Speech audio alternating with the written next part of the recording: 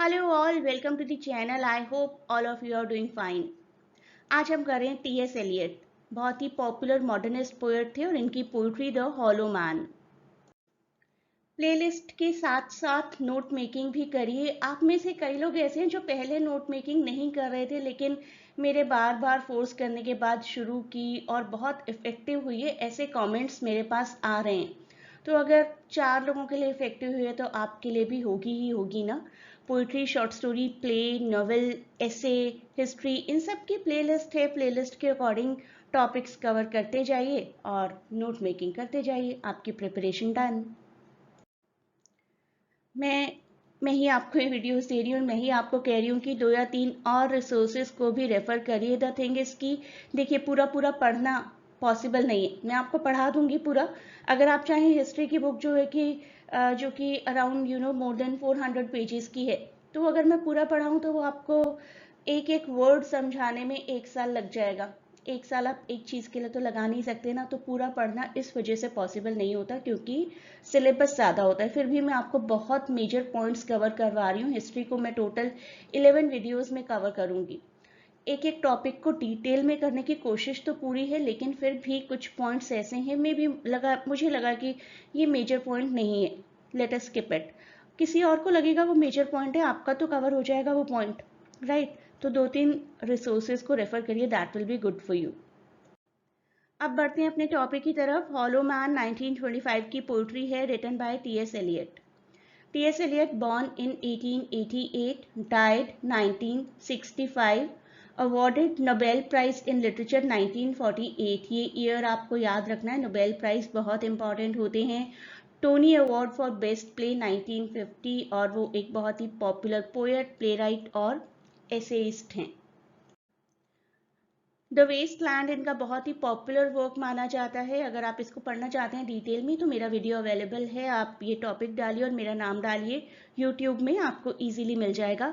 Murder इन cathedral काफ़ी popular play है इनका लिखा हुआ, ये वीडियो भी अवेलेबल है अगर आप देखना चाहें तो। नोबेल प्राइज़ मैं आपको एक बार फिर से याद दिला रही हूँ, 1948 और 1950 में जो टोनी अवार्ड उन्हें मिला था, that was for the cocktail party. सारे पॉइंट्स नोट करिए, अगर नहीं किए हैं तो वापस जाइए वीडियो में और नोट करिए, उसके बाद आगे बढ़िए। हॉलो मैन 1925, ये ईयर आपको याद रखना है। It describes a desolate world, एक ऐसा वर्ल्ड जो बिल्कुल हॉलो, खोखला हो चुका है। Populated by empty and defeated people, बिल्कुल ऐसा लगता है कि सब कुछ खत्म है, सब कुछ खाली है, हारे हुए लोग बैठे हैं। हॉलो मैन, ये पोइट्री हमें सेंट्रल एक मैसेज देती है कि जो लोग बिल्कुल हॉलो हैं, खाली बैठे हैं, कुछ नहीं करते, doing nothing, are actually worst than men doing evil. जो लोग कुछ बुरा करें, कुछ दिमाग तो चला रहे हैं अपना, और कुछ लोग तो बिल्कुल ही खाली बैठे हैं। रिलीजन और स्पिरिचुअलिटी एक मेजर थीम है। स्पीकर है इस पोइट्री का, नरेटर आप कह सकते हैं, a man from the group of hollow man. उन्हीं हॉलो मैन के ग्रुप में से एक पर्सन है जो कि स्पीकर हैं। अगर आप पोइट्री पढ़ेंगे तो anxiety, faith, fear, hopelessness, sadness, ऐसे फील आपको आएंगे। पोइटिक फॉर्म है फ्री वर्स, यानी कि कोई मीटर और कोई राइम रिदम फॉलो नहीं किया गया है। Time period 20th century. तो ऐसा कोई वर्स जिसमें कि कोई फिक्स्ड राइमिंग लाइंस और रिदमिक पैटर्न नहीं होता, that is called free verse. सबसे पहले एपिग्राफ की बात करेंगे। एपिग्राफ किसी पोइट्री की ऐसी बिगिनिंग लाइंस होती हैं जो कोई आउटसाइड रेफरेंस दे रही होती है। यहाँ पर 2 आउटसाइड रेफरेंसेस हैं। वन इज मिस्टर कर्ट्स, जो कि एक कैरेक्टर है जोसेफ कॉनरेड की novel the heart of darkness के, और एक है फॉक्स, ओल्ड गाय, जिनको कि गाय फॉक्स भी माना जाता है, जो कि एक हिस्टोरिकल कैरेक्टर हैं जिन्होंने पार्लियामेंट और जेम्स वन के अगेंस्ट पार्टिसिपेशन किया था in a gunpowder plot to blow up the parliament. Fawkes attempted arson of the English houses of parliament in 1605। ये क्वेश्चंस आपको आ सकते हैं ईयर से रिलेटेड, किंग से रिलेटेड, और कहाँ कहाँ से एपिग्राफ लिया गया उससे रिलेटेड में भी 2 कॉम्बिनेशन बने आपके आंसर के। तो ये सब कुछ आप याद रखिए कि this is an epigraph. 2 characters mention किए गए, मिस्टर कर्ट्स और गाय फॉक्स। आप पोइट्री की लाइंस पढ़ेंगे। We are the hollow men, we are the stuffed men, leaning together, headpiece filled with straw, alas, our dried voices, when we whisper together are quiet and meaningless as wind in dry grass, or rats' feet over broken glass in a dry cellar. So lines 1 to 10 में हमारा speaker कह रहा है कि हम बिल्कुल hollow हैं, बिल्कुल खाली हैं, बिल्कुल खोखले हैं, and we are a group of many empty people. हम लोगों में स्टफिंग किस चीज़ की है? स्टफिंग है जैसे कि किसी स्ट्रॉ की, भूसे की, जैसे कि किसी स्केयर क्रो में होता है ना, जिसको हिंदी में बिजूका भी बोलते हैं. तो we lean against each other, हमारे हेड्स कंप्लीटली स्ट्रॉ से बने, जिसको हम हिंदी में नहीं कहते, दिमाग में भूसा भरा है क्या, तो वही चीज़ बोली जा रही है. हमारी आवाज़ें बिल्कुल सूख चुकी हैं, हम कुछ भी बोलते हैं तो वो बिल्कुल मीनिंगलेस होता है, हमें ठीक से बोलना भी नहीं आता, और हमारी बात ऐसे उड़ जाती है जैसे हवा में कोई सूखी घास. और rats feet over broken glass in a dry cellar. So their voices are so dried out that they can barely be heard when they whisper to each other, and what they say is completely meaningless.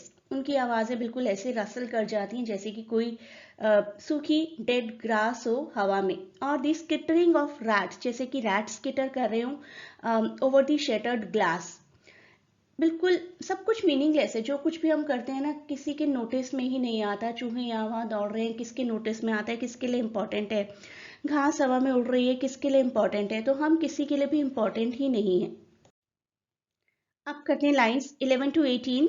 Shape without form, shade without colour, paralyzed force, gesture without motion, those who have crossed with direct eyes to death's other kingdom, remember us if at all not as lost, violent souls, but only as the hollow men, stuffed men. तो वो कहते हैं हम बिल्कुल frozen है. एक shape की भी कोई फॉर्म होती है ना, आप उसे सर्कल कहिए, आप उसे रेक्टेंगल कहिए, आप उसे ट्रायंगल कहिए, लेकिन कह रहे हैं हमारी कोई शेप नहीं है, हम बिना किसी फॉर्म के. अगर कोई शेड भी है तो हम अपना कलर भी नहीं बता सकते. यानी कि कंप्लीटली हॉलो, कंप्लीटली कोई पाथ नहीं है, कोई डेफिनेशन नहीं है, कोई लाइफ में एम नहीं है कि करना क्या है. कंप्लीटली हॉलो, बिल्कुल खाली. Paralysed force, gesture without motion, कुछ करते भी हैं तो कोई अंदर से एंथुसियाज्म नहीं होता. तो बिल्कुल ऐसा लगता है कि सब कुछ बिल्कुल हॉलो है, हमारी स्ट्रेंथ फ्रोजन हो गई है. We are doing action without moment, and those who have crossed over to other kingdom of the dead, looking straight ahead the whole time, don't remember these hollow men as lost angry spirits. तो कुछ ऐसे भी हैं जो कि death के बाद दूसरे किंगडम में चले गए हैं, और हमें तो मरने के बाद भी शायद कोई बिल्कुल भी याद नहीं रखेगा, क्योंकि हम बिल्कुल हॉलो हैं और स्टफ भी हैं. तो अगर तो वो ड्राई ग्रास है हमारे अंदर. Eyes I dare not meet in dreams, in death's dream kingdom these do not appear. There the eyes are sunlight on a broken column. Sunlight on a broken column. इस line को use करके एक novel भी लिखा गया है. कौन सा नॉवेल है? अगर आप में से कोई जानता है तो प्लीज मुझे कमेंट्स में बताइए. काफी पॉपुलर नॉवेल है वो. There is a tree swinging and voices in the wind singing, more distant and more solemn than a fading star. तो स्पीकर कह रहे हैं कि हम लोग कोई भी एक्टिविटी नहीं करते. अगर मुझे सपनों में भी किसी की आंखें नजर आती हैं तो मैं उससे नजर मिलाने की हिम्मत नहीं कर सकता. इन डेथ्स ड्रीम किंगडम, सपनों को डेथ का ड्रीम किंगडम बोला जाता है ना. These do not appear, there the eyes are sunlight on a broken column. ऐसा लगता है कि ये आंखें हैं जैसे सनलाइट ब्रेक हो चुकी है. There is a tree swinging and voices are in the wind singing. आसपास आवाजें हैं, इवन ट्री भी हिल रहे हैं. हवा चल रही है, हवा गाना गा रही है, ट्रीज स्विंग कर रहे हैं, लेकिन हम लोग बिल्कुल डेड है. हम लोग बिल्कुल ऐसे हैं जैसे कि कोई फेडिंग स्टार. ये पोएट्री लिखी गई है 1925 में, देखिए. और 1914 से लेकर 1918 तक वर्ल्ड वॉर 1 चला था. एक ऐसा वॉर तो कोई भी हो, छोटा सा भी, ये तो 4 साल तक चला था और पूरे वर्ल्ड ने लगभग पार्टिसिपेट किया था. कितना लॉस हुआ होगा पूरे वर्ल्ड लेवल पर, और स्पेसिफिकली यूरोप में.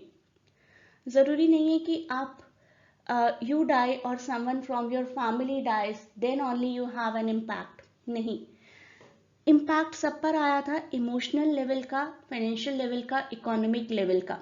और सब लोग ऐसे हो गए होंगे वर्ल्ड वॉर के बाद कि अब आगे लाइफ में कुछ भी नहीं है. एक फिलोसॉफिकल थॉट आ जाता है ना कि एक वॉर होती है, हजारों लोग मर जाते हैं, जस्ट लाइक दैट. अब आगे क्या करना है? कभी भी कोई भी ख़त्म हो जाएगा इसी तरीके से, तो लाइफ में इतना एमफुल होकर करना ही क्या है? इतने बड़े बड़े सपने क्यों देखने हैं लाइफ के लिए? बस पैदा हुए हैं, जिएंगे और मर जाएंगे, इस तरीके का थॉट आने लगा था लोगों को in reality, specifically in Europe I am talking about. तो ये पूरी पोइट्री ऐसा ही एक खालीपन दिखाती। देखते हैं आगे की लाइंस को। Let me be no nearer in death's dream kingdom, let me also wear such deliberate disguises, rats coat crowskin, crossed staves in a field, behaving as the wind behaves, no nearer. Speaker अब ऐसे हो गए, उन्हें किसी का साथ नहीं चाहिए। ही सेज कि I do not want to get any closer to any one, और सपनों में ही ठीक हूँ मैं। He wants to elaborate disguises to conceal himself. कहते हैं कि मुझे भी कोई डिस्गाइसेस मिल जाए, कोई ऐसा रूप मिल जाए कि मैं अपने आप को छुपा सकूं, मैं किसी को नजर नहीं आना चाहता अब। Right, so may be in the skin of a rat और क्रो, किसी तरीके से उनको ऐसा कुछ डिस्गाइज मिल जाए कि किसी और रूप में परिवर्तित हो जाए वो, और नजर ना आए किसी को भी अपनी इस ओरिजिनल फॉर्म में। Speaker doesn't want to be any closer to any one, और कहते हैं कि I want to behave as the wind behaves, no nearer. Wind हमारे आसपास होती भी और नजर नहीं आती, we can not touch it, we can not see it, उस तरीके से बन जाना चाहते हैं हमारे स्पीकर। तो ये था हमारी पोइट्री का पार्ट 1। पोइट्री काफ़ी लंबी है, कुछ पार्ट्स में हम लोग कवर करेंगे। वही मैं आपसे कह रही हूँ कि जितने टॉपिक्स को डिटेल में कर पाएंगे लाइन बाय लाइन ज़रूर करेंगे, बहुत ज़्यादा टाइम टेकिंग नहीं होगा तो। लेकिन अगर किसी टॉपिक में 500-600 पेजेस हैं तो कैसे करेंगे डिटेल में, उनके इम्पॉर्टेंट पॉइंट्स को कवर करेंगे, जो कि हम कर ही रहे हैं। मेरे चैनल को सब्सक्राइब तो करिए ही, शेयर भी करिए अपने फ्रेंड्स के साथ, और भी सभी एस्पायरेंट्स के साथ जो जो भी प्रिपरेशन कर रहे हैं इस एग्ज़ाम की। प्लस अपने वैल्यूएबल फीडबैक मुझे ज़रूर देते रहिए कमेंट्स में। And keep watching.